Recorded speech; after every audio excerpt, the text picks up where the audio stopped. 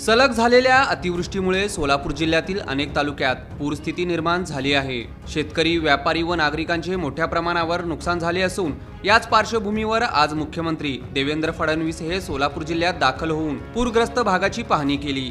पूरग्रस्त नागरिकांशी संवाद साधताना मुख्यमंत्री सांगितले की अतिवृष्टीमुळे नुकसान झालेल्यांना मदत करताना राज्य सरकार कुठेही हात आखडता घेणार नाही, प्रत्येकाला न्याय मदत मिळेल असेही मुख्यमंत्र्यांनी सांगितले। मुख्यमंत्र्यांनी आपत्ती व्यवस्थापन, महसूल व प्रशासनातील अधिकाऱ्यांशी चर्चा करून तातडीच्या मदत कार्यास गती देण्याचे निर्देश दिले। तसेच पूरग्रस्तांना तातडीने तात्पुरती निवारा व्यवस्था, अन्नधान्य, आरोग्य सेवा पुरवावी अशाही सूचना दिल्या।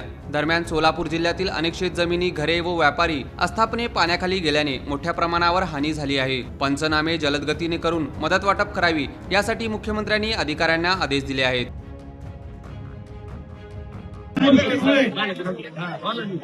मोठं नुकसान हे आपल्या सर्वांचं झालंय। नदीचं पात्र हे देखील जवळपास बदलून गावातला काही भाग तर पूर्णपणे नदी खाली गेलेला आपल्याला पाहायला मिळतोय। लोकांच्या घरामध्ये देखील मोठ्या प्रमाणात पाणी हे शिरलेलं आहे। त्यामुळे घराचं नुकसान झालंय, अन्नधान्याचं नुकसान झालंय, शेतीचं नुकसान झालंय, गुराढोरांचं नुकसान झालंय आणि परिस्थिती खरोखर अतिशय चिंताजनक अशा प्रकारची आहे। ही सगळी मी प्रत्यक्ष आपल्या डोळ्यांनी बघितलेली आहे।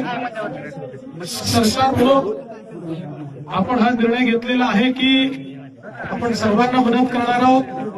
शेती करता वेगळी मदत करणार आहोत, घरांना मदत करणार आहोत, अन्नधान्याची मदत वेगळी करणार आहोत।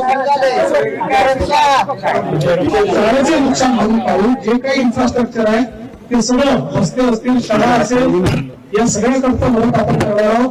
काल तातडीची मदत म्हणून आपण 2000 कोटी रुपये रिलीज देखील केले आहे।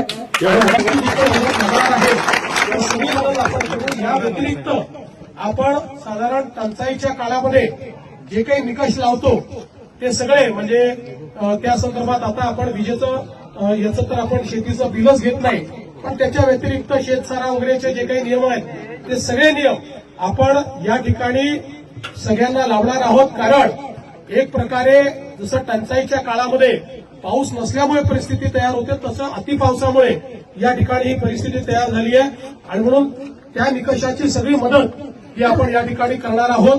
आणि मी आपल्याला हे आश्वस्त करतो की मदत करताना राज्य सरकार कुठेही आखडता हात घेणार नाही। जी जास्तीत जास्त मदत आम्हाला करता येईल ती आम्ही करणार आहोत।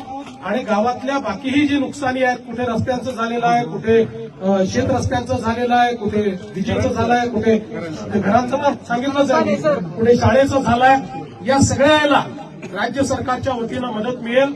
आपल्या सगळ्यांवर हे संकट आहे, पण या संकटात आपण सगळ्यांनी धीर ठेवावा, एकमेकाला धीर द्यावा। राज्य सरकारही आपल्या पाठीशी उभं राहील, मी एवढंच आपल्याला सांगतो।